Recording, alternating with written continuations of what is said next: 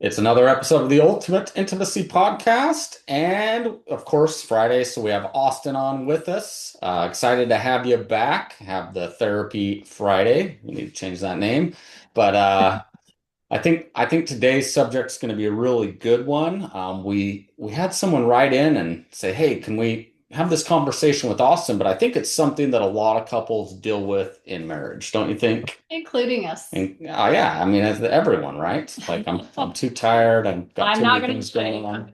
think that every couple deals with this, which is why it's a good topic, but it takes a lot of communication for a long time. So, yeah. Do you want me to start out by reading it? Yeah, I think setting the stage, we'll read the email. Amy's going to generalize it a little bit, and so it's Yeah, not so some personal. personal information, so I'm not quoting it exactly, but And then a lot of you are going to be shaking your heads saying, "Oh, this is exactly what we need to talk about today." I think most women feel like this, and I think most men feel like this. So there's two sides to every story, which is what we try to make very clear on our podcast, that there's, Yeah. two sides. Okay. So she says, I have been listening to your podcast for a while now. This morning, my husband and I had an argument about sex or lack thereof. It's been an ongoing argument for the last period of time. Hard for me to put an exact time on it. His complaint is that I made sex a chore and that he is not interested in that. He says that I complain about being a mother and how hard it is, etc., that I'm tired. I'm not affectionate in the bedroom. So why would he even be interested? A little backstory. We've been married for a certain amount of time, have a couple kids. Our youngest has had difficulty sleeping off and on. I don't want to share any times or personal information, but major issue. Um, Kid has been sleeping in bed often. Okay, we'll just leave it at that. My husband and I both work full time. He has long shifts. Let's see. I also work very little time off together. My husband's approach to what he said was hurtful, and that this is his attention since I know he's hurt too, but I also know his words have truth to them too. I'm reaching out for guidance, wisdom. I'm not sure exactly. Okay, that's pretty much the gist of it. Okay, Yeah. I'm just going to leave out the personal stuff, but um, she reached out to me personally, I think wanted to hear, kind of what I had to say about it. So I have plenty to say about it. I'm sure Nick has plenty to say about it. We've been here before. I mean, Oh, absolutely. Yeah. I think we have both worked a lot in our marriage, so we understand the both working part. And yeah, I think this is going to be a good conversation because there are many times that I am exactly in her situation, and I'm not going to say that I haven't been or I'm not Well, often. and before we jump in, Austin, one of the things that caught my attention on that, and I think this is the way a lot of men feel, is they don't want to.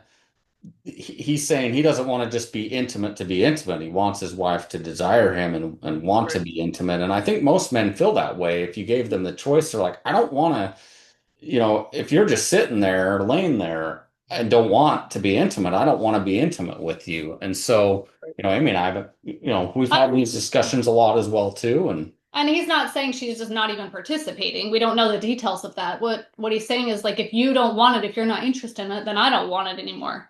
You Right. know? Which Yeah. changes is a little bit different in our marriage because like Nick still wants it. Even if it's not the top of my list, he's still like, well, I still want it. So, okay, I know Austin has a lot to say. Yeah. Well, I mean, it is a common struggle. And I guess where I'd like to get is kind of the core solution, right? I'd kind of like to start there because there's a lot of variations of this that ebb and flow with couples.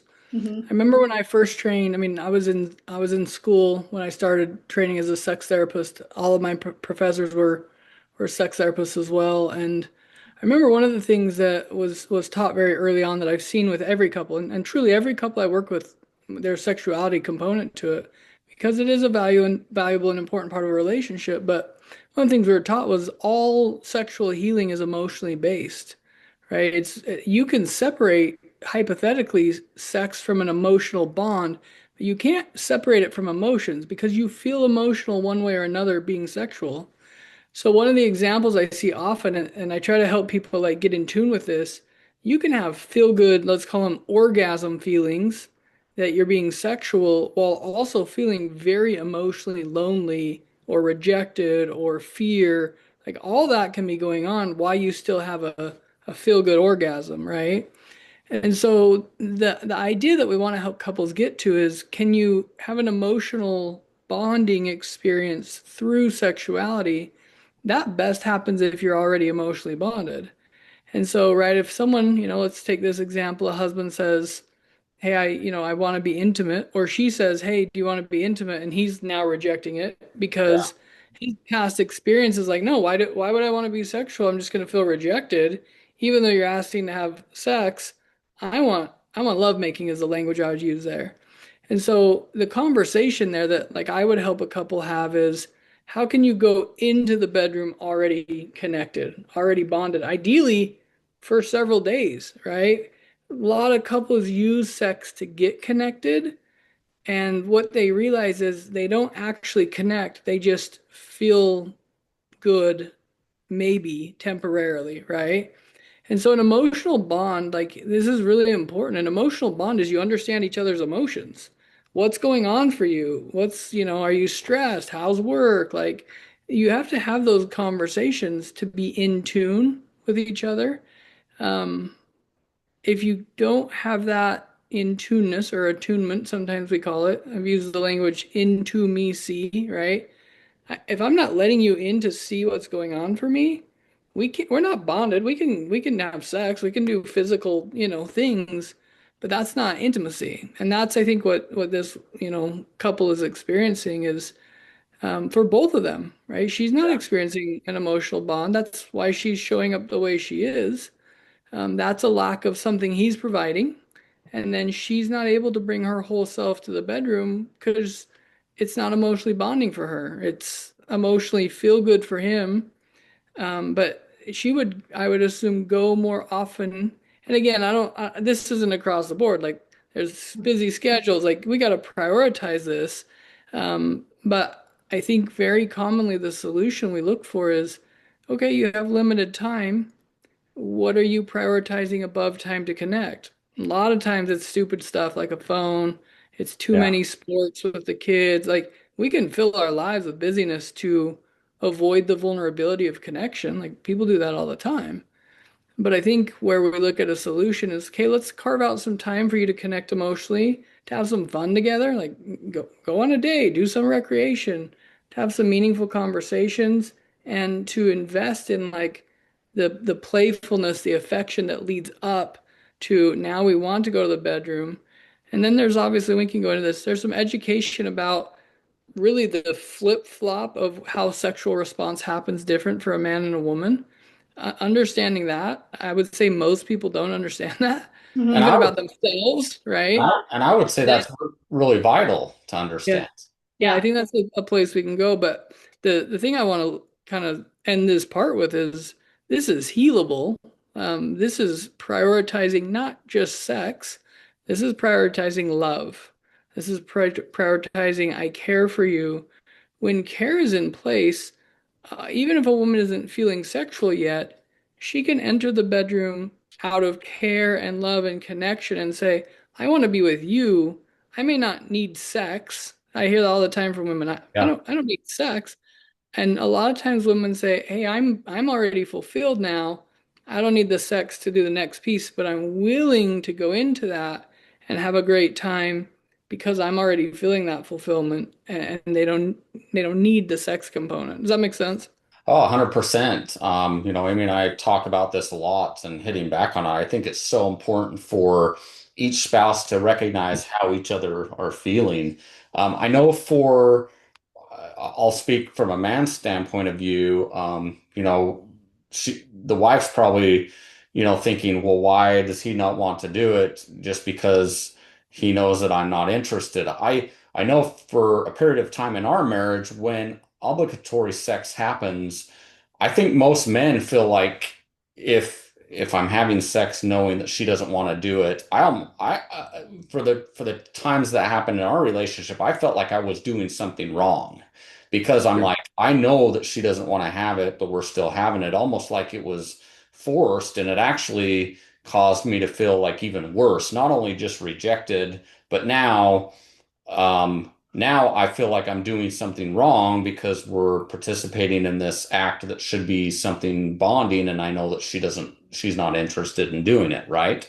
And so that's where through many discussions and talking about things and um, that like overcoming that. So I think for a lot of men, it's, a lot of women just think, oh, he just wants to have sex. But the point I'm trying to make is it's so much deeper, like you said, talking about emotionally, but also when it just comes across as it's just obligatory and I'm going to do it for him, it not only is a rejection for the husband, but also for many husbands probably makes them feel like I'm doing something wrong, knowing that she doesn't Right. want. Right. Yeah, that makes We sense. got we got to Yeah, stop right here for just a second and have a conversation on this because this has caused a lot of rift in our relationship, just to be honest with you. For a wife, and I mean, and we're talking about this situation. I understand that there's high drive wives. This can go the opposite way. Like we get that. Like every relationship's going to be different. But for a lot of women that are reaching out that have the lower drive or the responsive desire, not the spontaneous, which I really think we need to do a full episode on that, right? I think that we need to talk or discuss about if a wife is, I'm not just saying willing. She's not just willing to do it, like it's obligatory, but I'm willing, right? yeah, I think that if you're willing with a positive attitude, but you're still kind of in the mind frame like this is because you want it. It's not because it's the top thing on my mind, but hey, right, I'm positive and I'm willing and I know that it's connecting. That right. sometimes needs to be okay. Yeah, Like of course. And sometimes needs to be okay because sometimes we are physically exhausted. Like a right, guy will never understand, no matter how he tries, even if he's a stay-at-home dad once in a while, is right, ever going to realize how mentally exhausting it is to be the go-to parent. Like most right, dads will never experience that, right? right. Like True. the constant emails, the constant stuff that moms are dealing with. What am I making for lunch, breakfast, lunch, dinner, all those things. Right, Kids are coming down. I need my bed sheets changed today. I need this washed. I have this tomorrow. I need to run to the store. Like it's constant. And most men don't realize the right, emotional tiredness that women carry. And so at the end of the day, if you're like, yeah, I'm going to give up my screen time of 20 minutes, I'm okay to connect with you. But it's not the top thing on my mind. Sometimes that needs to be okay. And I think okay, that's what we need to talk about is like, it's not rejection if I'm willing with a positive attitude. The totally. whole thing comes down to how are you acting during it? What is your mindset? What does that positivity look like? Are you treating it like you're just doing him a favor? Are you Right. saying I'm doing this for us? Like there's just a lot of pieces to this. Yeah, and I Yeah, think it's probably not as much as like a one-time thing or occasionally. I think it's more of when a husband feels like that constantly or a wife feels like that constantly, when it almost becomes like a way of life, so to speak, right? right. Yeah. Yeah, what you're talking on, Amy, and I think it's really important to understand that I would say that's most normal. Like when Mhm. I learned about female sexual response, and it's interesting because even when women have the high desire, that's typically not born out of sexual desire. That's typically born out of attachment longings. And a woman has learned my best hope to get my needs met is through sex. And it kind of becomes a shortcut where she's like, I kind of got my needs met. But typically women aren't fulfilled that way either. That's why they want more sex. It's trying to get a need met through sex that isn't met sexually for women. And so what you're describing, it's really helpful for men and women to understand this. Like traditional kind of, let's call it healthy female sexuality that's not born out of deprivation Mhm. tends to look like I'm relatively connected enough. I do love him. The exact word you used. I'm Mhm. willing to go into the bedroom and allow desire to awaken. Right. Women typically don't have desire like men do um, for sexual connection, even if they're already emotionally connected, because for a lot of women, that's the fulfilling part. It's like I already got this part. I'm Right. fulfilled. When we have that healthy understanding of going, but I know the emotional connection doesn't fulfill it for him, I'm willing to take the next step. Right. The way this plays out, she'll go to the bedroom or wherever, and she'll typically, right, the sexual response for women is typically that choice. I'm willing, okay, it's a conscious decision. Mhm. And then it's I'm putting myself in a position to allow myself to feel desire. The step before that is typically arousal. Okay, so Yeah. he starts massaging your feet, massaging your back, starts to touch you. That arousal happens before desire happens. Then, right, you make love, you have sex. a lot of men, right? We already feel desire, kind of for no reason, frankly. A Yeah. lot of men are operating from a, let's call it a biological desire, not a love desire, frankly. Ideally, a man is operating from I love you desire, not a biological desire. Women feel that differently, right? We can talk of how does a guy get there because the biology is there. It's going to be there. Um, but what you're seeing in this example is this man wants to make love to his wife. He's bypassing his biology. This man wants to have sex, I guarantee it. He's bypassing his biology by going, I don't want rejection anymore.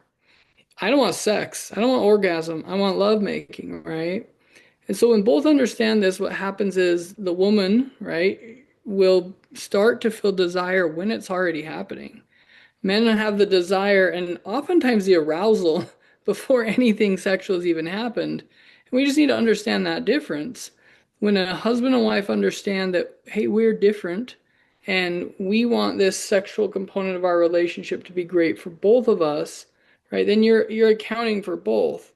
That means sometimes the wife is taking responsibility of going, I'm really not there and I haven't really been there for 4 days or 3 days or whatever. I'm gonna help myself get to a place where I'm willing to enter that experience.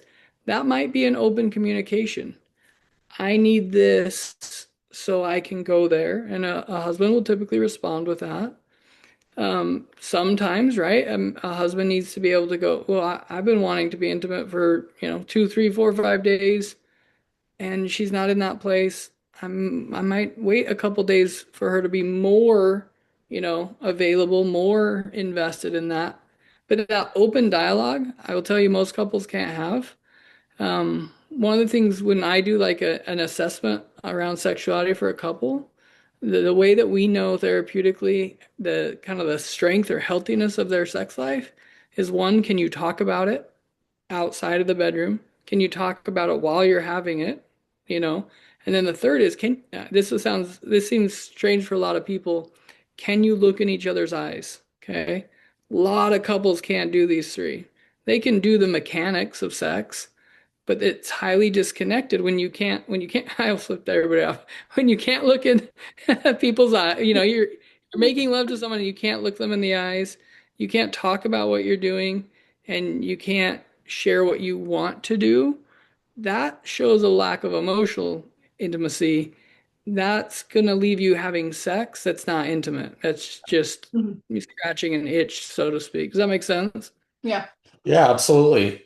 We talk about this all the time. Like I only know what I know, what goes on in my mind, right? Like I don't know what goes on in her mind and vice versa. And that's why we feel it's so important to talk to each other is trying to understand how she feels and her trying to understand how I feel. And I think it was Laura Brotherson that said this, but men need to make love to feel loved, and women need to feel love to make love. And so it's, kind of opposite, right?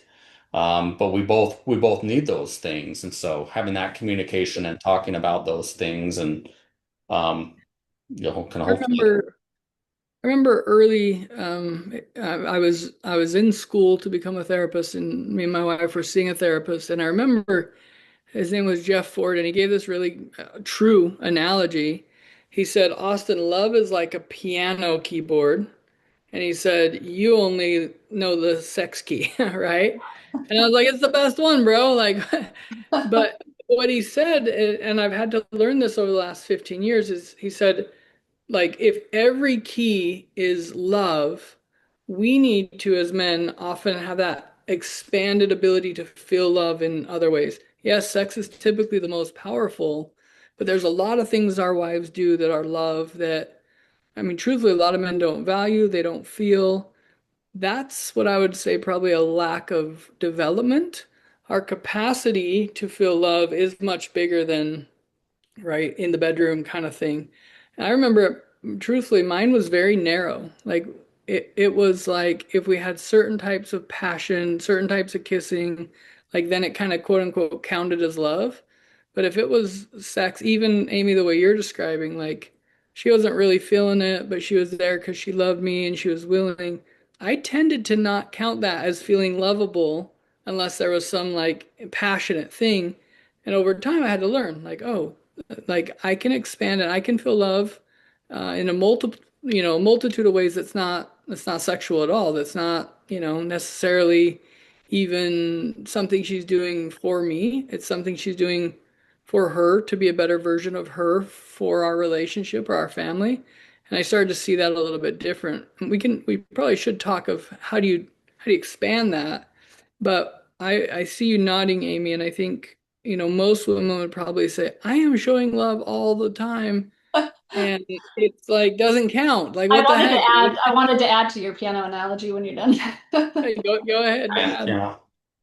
I like that analogy because, and that's why I'm shaking my head, is that like you take the piano, and I'm a piano player, so I get it. Like I could show Nick in love this way, make him a dinner, tell him I love him, kiss him goodbye, like right during the day. Right? But if I say I'm too tired tonight, maybe tomorrow night, for him, Sure. Feels those are rejection, all probably. bye bye. Those Yeah, keys right. like didn't happen. Like he's gonna be like, I feel rejected.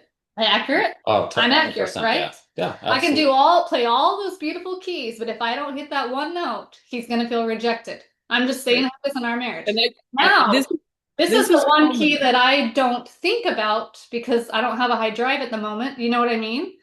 Right. But But he this hits is a very these other common. keys, I feel loved. So this Right. disconnect takes constant communication in our Right. relationship. It does.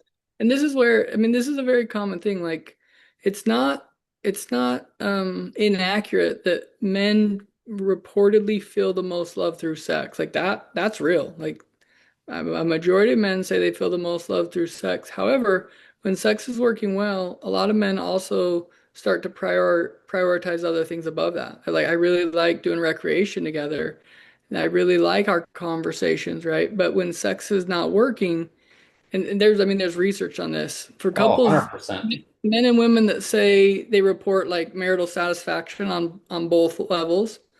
When asked how important sex is, they tend to say it's like 25% of the equation. When couples are struggling and they're asked how important sex is, they typically say it's like 75 to 90%. So, right, much higher. And so it is a very important part of a relationship. A place where I try to go with couples is helping each of them look at their own sexuality, right? You're both sexual beings, but you're different sexual beings. And understanding your own sexuality, like how does this work for me where I want to be sexual, where I leave and I feel like a better version of myself, I leave feeling rejuvenated, connected, not drained. And a lot of people, like nobody's trained on how do I get in tune with that for myself. And then how do I grow? I said this a few episodes ago. I think there's work for both high desire, low desire in any relationship. It takes a lot of energy to tame down if you're the high desire person. Like, it's not unrealistic that there's people that are like, I want to have sex 3 times a day, every day. That's real for them. Taming that down, that desire, is work. There's a lot of people that go, I could have no sex ever and I'd be fine. Turning that on is work, right? And to create I'm it not where 3 times a day. I'm totally good. if you create it where the sexual intimacy is beneficial for both of you, the idea for a lot of, let's say women in this aspect is it's a conscious decision. It's I'm not feeling this, I'm choosing this, which is actually more loving for men. This took me a while to get. Thank you If for my saying that. Can you wife, repeat that? yeah, if I'm so let me go a step further with it. If my wife just has high desire because she has high desire, truthfully, that really has nothing to do with me, right? That's biology for her or lacking something. But when my wife doesn't have desire and she chooses me, that's about me. That's not about sex. And this is where a lot of people get this skewed. Your your partner is oftentimes communicating, I would say accidentally, that what they want is sex. It's not. Most men, like you said, Nick, is the language we should be using here is I want to become one with you. I want to merge with your soul. I want to feel your spirit. Yeah. I want to like I need to be with you, right? That's different than I need sex. And that's where a lot of partners feel a lot of pain. It's like, okay, I just do my duty. I'm just an object kind of thing here. But most people don't actually want the objectified thing as we talked about. And so, Amy, going back to kind of what I was wording there, the idea here, and this is what I've seen in my own life and in my practice quite a bit, is when someone can disconnect, I want sex internally, or when I'm rejected with sex, I'm not being rejected, a lot can heal. I remember a guy came into a group I ran years ago. He was like so happy. He's like, I get it. He's like, I realized I'm not sex. And I was like, what? What do you mean? Like, yeah. And he said, when my wife doesn't want to have sex with me, she's not rejecting me. She still wants to be close to me. She's still married to me. She's still choosing me. She just doesn't want to have sex right now, but that doesn't mean she doesn't want to connect with me. And he was able to start to realize that, like, he could connect with her in multiple ways, then have sex, connected sex, then stay connected. And before that, it was like connection through sex, disconnection, connection through sex, disconnection. That was the only way he could see it. And so it took me a long time. I mean, really a lot of work to come to a place where consciously I would go, yeah, I wish she felt high desire. I wish she wanted to rip my clothes off when I came in. Like, that's kind of the fantasy thing. Sure. But I start to realize, like, if that's going on for her, that could be because of love. Like, maybe I'm just so amazing she can't wait. But that's not typically how it plays out, right? No. The passion is typically chosen. That's what the research by Hester Perel did.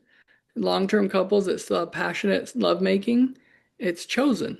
And that's what's really cool about it is if your sexuality is not working, which for most couples it doesn't work based on reactivity or biology. It typically works based on what you two have chosen, which is, I'll call it agency. I'm choosing into this above my emotions, above my biology, because I want something both in that experience, but it's like sunlight for a marriage, typically at least for one person, right? As is the emotional connection, sunlight for the other. So very frequently as a therapist, I see two people come in and they're starved. One is starved with sexual intimacy, one is starved with emotional intimacy, and I would say probably 95% of couples aren't even talking about spiritual intimacy, and they're starved there too. And those are different. And so helping them start to get in tune with like those three, um, any one of them being invested in helps the other. And so I guess for this couple that wrote in, for the woman that's realizing there's some truth to like this obligation thing, one of the steps I would take is to give yourself permission to be a sexual being. This is typically really hard for a lot of women, but a lot of men carry sexual shame as well. They feel shameful for wanting sex. And Yeah. I think there's a lot of value in healing and giving yourself permission to say, I am a sexual being. Um, I do want to be sexual and intimate. It may not be as much, right? The low desire doesn't mean typically no desire. However, there are no desire spouses. That's typically because of wounding either in the marriage or previous. That's not like, yeah, I don't think most people are born just like no sexuality. Does that make sense?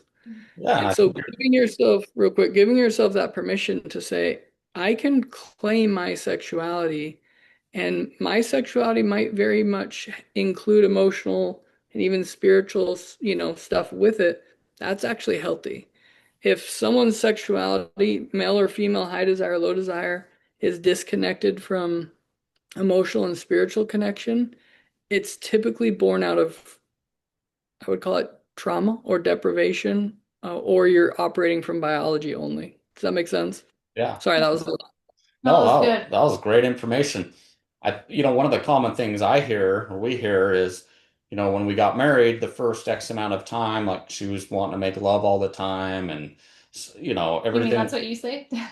Well, a lot of husbands say that. Like when we first got married, things were great and make love Yeah, all the yeah, time and yeah. Time changes and things. time changes things. But I think from a man or husband's perspective, they maybe don't understand why or what changed, right? They're like, you used to desire me all the time here, and now we've been married X amount of years, and I don't feel desired anymore, which we then equate to, maybe she doesn't love me, or maybe, what has changed. But I love what you said earlier on as well, too, is, and I don't remember the exact words, but you're exactly right. Like, sex to a man is not sex. If that were the case, a guy would just go take care of himself all the time, and they would be totally fine in a sexless marriage because that's just a physical thing. But the reality is no man wants to do that, and because it just shows that it's not about sex. It's not just about the physical thing. It's about connecting and the closeness and becoming one and having that very shared intimate experience together, which again, men and women experience that maybe a little differently. So Right. You know what comes to mind, and Amy, I assume you'll have a thought on this. I remember reading a book, it was by John Eldridge, and the quote I'll say, I'll link it to our discussion, but he says a man stops being angry at his wife and kids when it's no longer his wife and kids' job to make him feel like a man. I spent a lot of time with that. Like, what does that mean? And like the idea here is men are getting angry because it's like you're not making me feel good. Like I feel worthless, or I feel not good enough, or whatever. When we apply that to sexuality, right? And a man goes, I can embody masculinity and feel like a man whether or not we're having sex. That typically is much more sexually attractive to a woman to not feel needed, but invited into something. And I think a lot of women are okay with feeling wanted if there's not I mean, this is based on experience, if there's not the pressure of expectation. And truly, a lot of people, right, come in with expectations, even entitlements.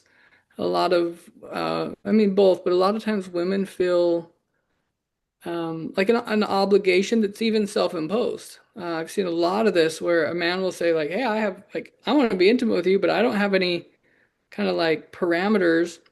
But she will come into marriage, I've heard so many things like, the day before my wedding, my dad said put out, or like whatever, all this stuff that gets interpreted. And then a woman is putting pressure on herself to perform performance, and, let's call it the relaxation that allows a woman to really enjoy sexuality. They don't mix well, right? And so reducing that in your marriage is really valuable. And it's hard. Like we're talking like top level, right? Like there's some real work to be done to come to this place of going, I want you because I love you. And I would like to create an intimate relationship across the board, right? Mentally, emotionally, sexually, spiritually, whatever, that it works for both of us. And a lot of times one will value more than the other, like we've talked about. But ideally, your sexuality should be valuable to both. Your spirituality should be, valuable to both. The emotional bond, right, should be valuable to both. If that weren't the case early on in a relationship, most people probably wouldn't get into a relationship. They might have, meaningless sex and have a fun night. People do that all the time. But to take that next step to be together, you typically had an emotional bond of some sort. And that might have been lost for a lot of people, but I think for men, this took me a long time to embody this place was I don't want you to have sex with me so I feel good enough. I want you to have sex with me because you love me. I want you to have sex with me because you enjoy what we have together. And if I can't be the guy that, creates that, I got some work to do, right? And I talk with a lot of guys and vice versa. A lot of times we can flip this around and guys go, look, I'm spending like a ton of energy, right, to provide for her needs. And I hear this all the time. It gets compared time wise. We had a 4 hour conversation yesterday about your stuff, and you can't make love to me for 30 minutes. Like they compare the time thing. And so it is really valuable to start to look at what is my spouse investing that may not be equally valuable on their end. Um, that I need to be aware of that may not make me feel sexual, but they're investing in something that matters to me. I know I didn't used to understand this. My wife would have things like, "Hey, can we go out and, do a project together, or can we go out in the yard?" And I didn't know that that was intimate for her, and it helped her want to be sexual. I was always like, "Why would we do, why would we do the garden or whatever, right?" But when I learned to invest in that stuff, that was her way of feeling cared for, prioritized. It was maybe equivalent to showing up and being engaged sexually. And the mistake I used to make was I remember specifically my wife, she's into ballroom dancing, and I would go and I'd kind of be like, I don't know, not fun to be with. I'm like, oh, it's dumb, right? And I realized like I'm doing the same thing that I didn't want her to do in the intimacy, right? So I learned to change my attitude and be like, hey, I can be invested in ballroom. I can learn about the stuff and I can be a fun date to be with when we do that thing. I can show up and make it enjoyable just the same I want you to do, with sexual intimacy. Does that make sense? Absolutely, yeah. You're But I brilliant. got it wrong for a long You're time, I'll admit. brilliant. No, in fact, we are just having this conversation this morning. She's like, "Hey, I want to go to this concert. Do you want to go?" And I'm like, "I don't really know the band. I'm not really He's interested, like, but no, he's like, no. no, that's not No, true." you said you go with friends. Well, first, you were talking about going with friends, but I said if it's important to you, it's important to me. And That's what you said like today, not correct. yesterday. Yeah, because Took you a minute to get there. That's I understandable. thought you were going with a I had girlfriend. invited him because he didn't want to go. I'm like, you're a buzzkill, so. I changed. So, I mean, I this don't is even know stuff. where to start because like everything you said, I'm just like, that's so good. That's so good. I should have been writing Well, it down so I could comment on all Well, of you it. have this recorded, so we can Okay, listen. well, but the thing is that I want to reiterate on what you said is when it starts to feel obligatory, like it's every 3 freaking days, and if you don't, then I feel rejected. Like in our right. mind as a wife, it's like you just turned it into a chore for me. Like because I don't get to initiate because you can't make it long enough for me to initiate. That's a lot of the problem we've had in our marriage. I'm like, you can't make it to day 5. I'm not going to initiate because you're going to be the one initiating all the time. You know what I mean? So it's just like I think if husbands can be a little more patient because they don't understand us and we don't understand them, whatever, and it goes both ways. I get that. Um, if they can be more patient and be like, okay, like we've had this discussion a lot of times. If you want it to Sure. be intimate, like wait till I really want it. You know, I probably Sure. have it drive. I just can't get far enough to get there. And so sometimes we need to just, I don't know. I have lots to say on this. I don't even know I where love, to I love that. just, I love that you two are so open. And I'll be open too. Like, I mean, I understand this therapeutically. I know how to help people therapeutically, and I've done a lot of work on myself.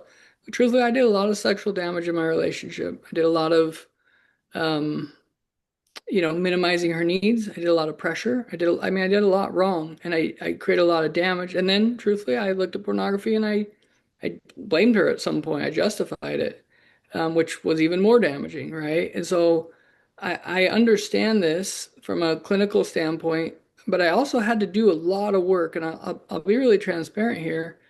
Our relationship hit a point where I kind of thought maybe sex was broken forever. Like we might never have sex again, kind of thing. And I had to really wrestle with myself to decide what's more important to me. Is sex more important to me? Which I do think sexual intimacy is an important and valuable part of a relationship, or is my wife more valuable to me? And it was a wrestle for me. And let's give a little background. I have an uncle that's quadriplegic. He passed a few years ago, but I mean, paralyzed from the neck down. Wow. They got married knowing that intimacy was like sexual intimacy was, I mean, wasn't a possibility necessarily, right? And he chose her and she chose him. I mean, he had no choice, frankly, right? But I think because of this experience, I had to really wrestle for a time, and I came to a place, let's call it, consciously first, where I said, I will choose a sexless marriage. I don't think it's healthy. I don't think it's best, but I will do the work to get to a place where I can manage that. I'm not going to give up on it, but where I can manage that we might not have sex for years and I will still love her and I will learn to enjoy the other parts of love. And the truth is, I got there mentally and I probably got there emotionally later than I wanted to, right? It was a real hard shift, but I did get to that place where I said, look, if I did so much damage that we can't ever have the what I believe is available, what we're talking about here, then that's what it is. And I still choose you, and we can still create the best marriage we can. Now, I'll speak, to a key point here. I don't think that's the right work to do. I believe in healing, and I believe man and woman both have some healing to do. I would suggest most couples experience sexual trauma of one type or another. My favorite definition of trauma, actually, is anything less than nurturing. Okay. We are built to be nurtured. We are built to feel loved. We are built to be seen. And so, for any of us in our relationship, when we're not feeling nurtured, emotionally, spiritually, sexually, it feels like a trauma. And so, the place where I would tend to go with most couples is I say, look, sexuality is meant to be a beautiful gift between the two of you. How are we going to get there where you both feel it as beautiful if your past experiences have been, disconnected or hurtful or whatever? And that was, I mean, that's my journey of becoming a therapist was we were broken from the beginning. We don't have a honeymoon period of like it was so amazing in the beginning. It was off from day one for a variety of reasons, and it was painful for both of us. And we both tried for a long, long time, and we still continue to work. But what I do know is I do know sexuality heals. I believe it's from God, but I also believe there's, let's call it an adversarial type of sexuality Yeah. and human nature type of sexuality. And so when couples learn what it's intended for, which I think is what you two describe, where it's a give, it's a gift, it's a sacrifice, it's effort, it's work. But then you find that beautiful place together, and it strengthens everything, and then you come back to it again.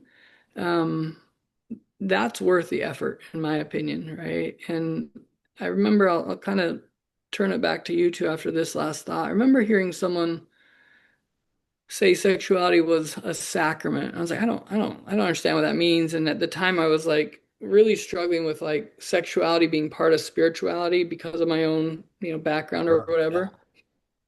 And I started to like, what does a sacrament mean? Like, and I started to think like, okay, you go to church and you partake of a sacrament and it's this partaking of, right?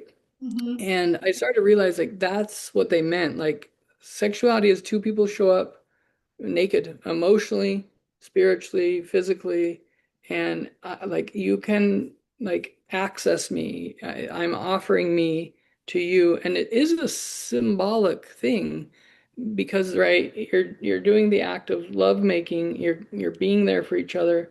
But that whole giving idea is the whole marriage. That's the idea of the whole marriage is like I'm yours. I'm here for you, not a slave, not Right. not like some obligatory thing. It's meant to be a gift. And so when we start to see our spouse as a gift and what they're willing to give as a gift, that's where I see sexuality change in couples. And that's where I think couples make that shift to um, our lovemaking is it's not about high intensity, it's not about frequency. Like this is what the research shows is frequency, intensity, the need for like novelty or lingerie or like all that starts to fade away when a couple can find I see you and I feel seen by you, and that felt good. Does that make sense? Yeah. Thoughts on that? That's a lot. Again, sorry. Go ahead. No. Well, it comes back to like again the emotional side of things, right? When couples, I mean, we do polls all the time, and when couples are emotionally connected, 100% of the time, unless there's a physical condition, like their sexual intimacy is way better, right?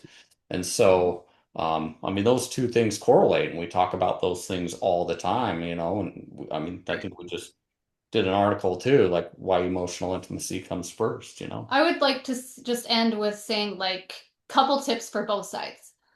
Sure. If husbands can and just be patient and realize that it's okay if she's willing in a positive way she's choosing to be intimate for the marriage, be okay with that. So be okay with that, right? Like that's a choice. I love how you talked about that. Like you're getting chosen, so that's a great thing, right? Even if she's like, no, it's not the top of my mind, and I'm not the one always initiating. That's okay. Having said that, though, you can tell a difference when a wife absolutely, even if Agreed. that's not a first thing on her mind, that she is willing to do it versus a wife that's just like absolutely doesn't want anything to do with it. Like Agreed. a husband can feel those things, right? And I love what Austin said is, Absolutely. it's not about her jumping up and down and ripping your clothes off. It's just about her even just saying, like we've talked about all the time, like, it's just about even just saying, I'm willing and I do want to connect with you um, again. But if it's a moment where she's literally not in it, then stop the moment and say, I will wait for you to be in it. If you put that on the woman and you Yeah, say, I want you to be in it, let me know when you're going to be into it. right, That is very masculine. Yeah, for sure. And not going forward with it. Be like, I can tell that you're not here tonight. I want you to right, be here tonight, and let me know what I can do tomorrow to make this a better day, right? right. Like women will Yeah, love that. right. And Yeah, oh, go go ahead. ahead. No, you're the I was gonna professional. say, I think maybe one of our next episodes should be how do we heal our individual sexuality, right? I had a long struggle, what I'd call it, taming my sexuality.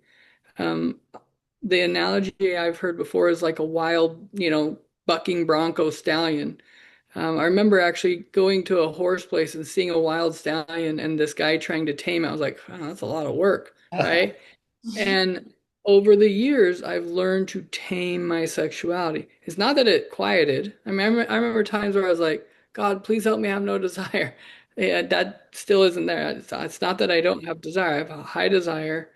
But what I've learned to do is harness that. And this is a really valuable skill for men. If you can harness the power of your sexuality, right? Men will do a lot to get sexuality. I mean, they'll stay up all night watching porn. They'll have long conversations.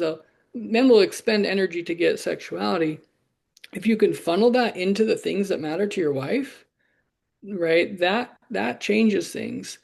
And so both taming from high desire, but also taming from low desire. It's both, and it's bringing this to a conscious place of, yeah, there's a biological component. I don't want to have sex because of biology. Yes, there's a, rejection component. I don't want to have sex for that. I want to have it as an expression of love. And exactly what you said, Amy, when a man or a woman can see, I'm choosing you even when I am not super excited for sex, that's not a rejection of the other. That's a Yeah. high choosing of the other. That's a real gift and a sacrifice, to be honest. And I do believe sacrifice is part of love in a healthy relationship. And so for all of us, like I would say, working past I often call it the human nature and getting in tune with the spiritual, right? If we can go, hey, what's the human, emotional part of me? What's the reactive part of me? What's the biological part? And then what's the me that shows up from a place of love? And is my spouse doing that? And then those times where maybe it's not as intense, they actually become much more valuable because it's felt as, oh, like this is your gift of you to me, um, even when you maybe didn't want it. And I'll just add this last piece. I know a lot of, this goes both ways, but let's use women in this example where they'll come into sex and they'll say, I don't really need anything for me, kind of thing.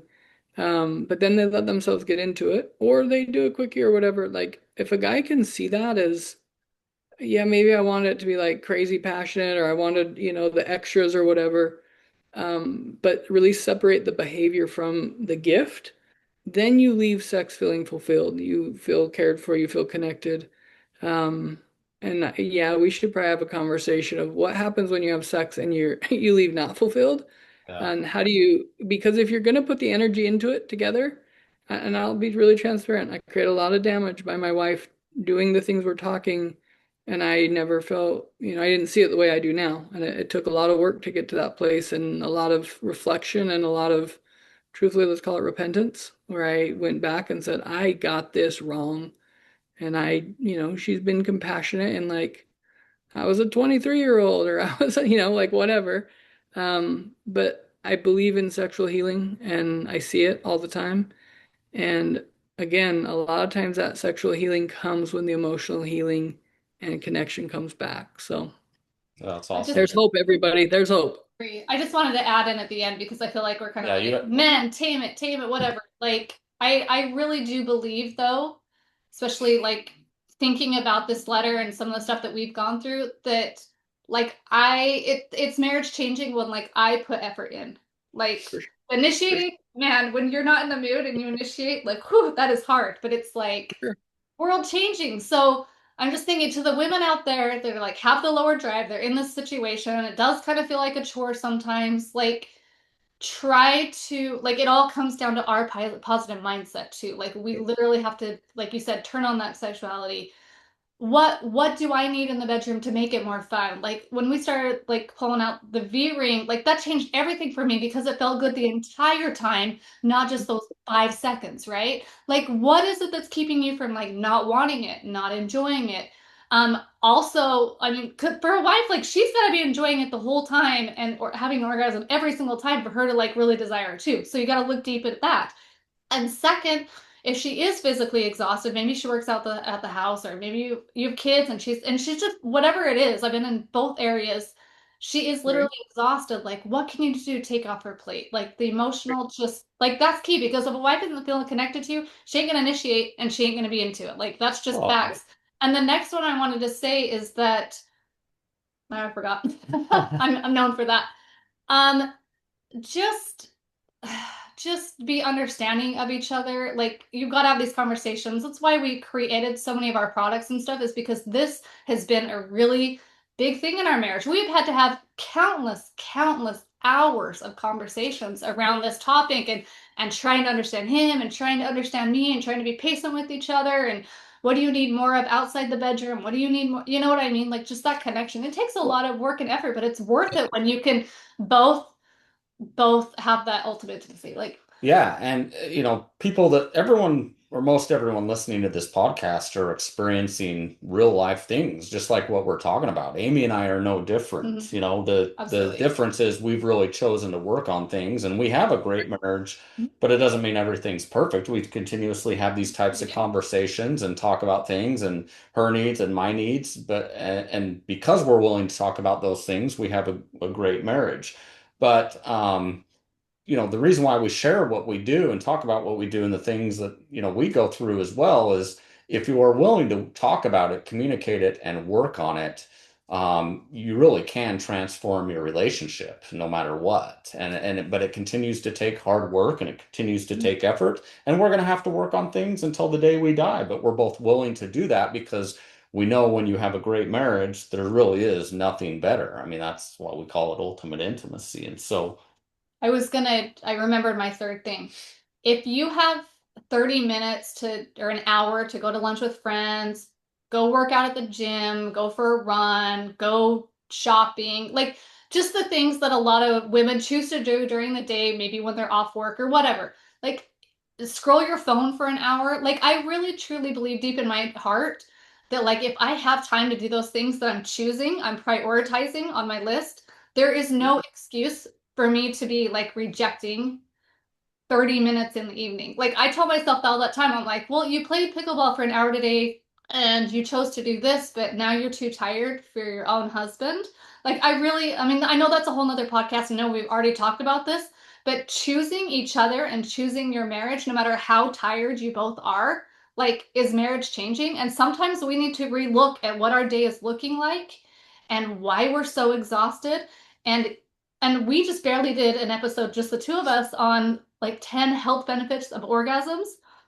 When you're exhausted, headache, don't feel good, like all those health benefits, like try and learn, like, how can I learn to love this? And even if it's not on my mind, how can I figure out how to enjoy this? Because if I hadn't done that, we'd been a whole different place. yeah. I'll But tell I think you, prioritizing your marriage is key here because if you read her letter, she's exhausted from work. She's dealing with some kid stuff, the kids, sleeping in her bed once in a while. Like, set some serious boundaries. Be like, okay, like, I want you to feel loved. I want to feel loved. Like, what boundaries do we need to set with our day, so that we can not feel like 20 minutes is too much for Well, and our marriage, right? I want to say one last thing, and then I'll let you finish up, Austin, too. Um, I don't think people realize the power of just like positive thinking, Yeah. right? Like how many problems or how many issues could be resolved just by the way we think. If you're looking at sex as a chore, you're going to look immediately that's going to be negative after negative after negative, and anytime you hear the word sex, it's going to be negative. If you Right. start thinking it as a positive, like, hey, this is a great way to connect, even though I don't desire it, it should be a priority. Here's the benefits. Like, I think so much of just changing our mindset or our opinion on something can completely change how we move But our forward in spouse life. has a lot to do with that. I Like, agree it with that takes both people to have that positive mindset, right? Like, your spouse plays big into that. for sure. For most things, and maybe this is something you and the three of us talk about and make available, like there's some really valuable ways to do what you're talking about. Like one, identify like what are my beliefs and emotions around sexuality. Most of those were born in childhood experiences that were non-sexual, frankly. And then early sexual experiences, which there's a whole variety of those, right? A lot of people have experienced really traumatic things sexually that even in a loving relationship, it's still hard to go there. And so one of the things that I see really valuable is for someone to one get into and like, what is my core belief about sexuality and is that serving me? And so one of the shifts that's really valuable for people is to start to go, my sexuality, meaning my personal sexuality, is part of my spirituality. It's part of my development as a person. And if it's underdeveloped, which doesn't matter high or low desire, both of those are typically um, underdeveloped in a way, meaning when I say the high desire is underdeveloped, that's just happening to you too. High desire, low desire is just kind of happening to you, right? The development component is to go, I have sexuality. It may not naturally be turning on. How do I do that where it is a regular part of my thought process, my emotional desire? And that work is not super complex. It is having the willingness to go in and look at self. And then, a lot of things we do therapeutically is to help, like, let's disconnect fear from sexuality or let's heal what's happening between. So many female clients have helped me learn this that for women, just life in general is way more vulnerable. It's way more unsafe. Sexuality is very vulnerable for a woman, not just emotionally, but physically, right? Like someone's entering your body. Like that's different than us, man. And when a man can understand, like, this is vulnerable for her, I need her to feel super safe. And if she's not, women will push past that. And like, I know a ton of women that will have sex to avoid a fight or whatever. That doesn't equal intimacy. That equals I was protecting myself through sex. There's a lot of dynamics here that we can talk about how to heal it. But I would say one of the most valuable things, if we're talking ultimate intimacy, and this is rarely talked about, is how does a man embody masculinity and a woman embody femininity? And it's like you need part of each other to get there, right? But what I see is when a man embodies his masculinity, which means he's in this kind of protector role, and a woman feels safe. She's much more able to access that femininity and that nurturing, that availability, that compassionate, kind of life giving aspect of femininity. Men feel that life giving through sexuality from their wife the most. When a wife shows up for sexuality, like you're talking about, it is literally life giving for a Yeah. man. Like it's like I'm alive again. Like I went to battle and I fought dragons and I got all these wounds, but then I was connected with you and like I'm ready to go back to Yeah. war. Does Yeah. that make sense? That So, analogy. so true. So That's we can exactly. talk about how do you embody that. That's probably a valuable, one for us to put on the docket. So And we don't always feel the same way. So we just have to like learn to understand each other, right? Yeah, yeah, for sure. totally. Right. Well, Cool. great episode. I think, yeah, I think we should follow up the next one with what we discussed. But hopefully, this episode was beneficial to all of you listening out there. You can see why we love having Austin on. He's amazing. Good.